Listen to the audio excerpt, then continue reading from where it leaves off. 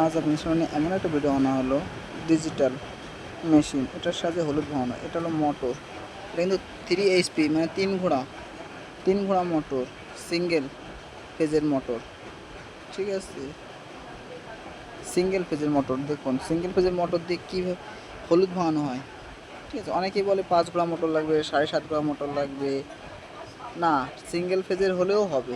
আমি কিন্তু সিঙ্গেল ফেজের মোটর দিয়েই কিন্তু চালাচ্ছি হলুদের মেশিনটা।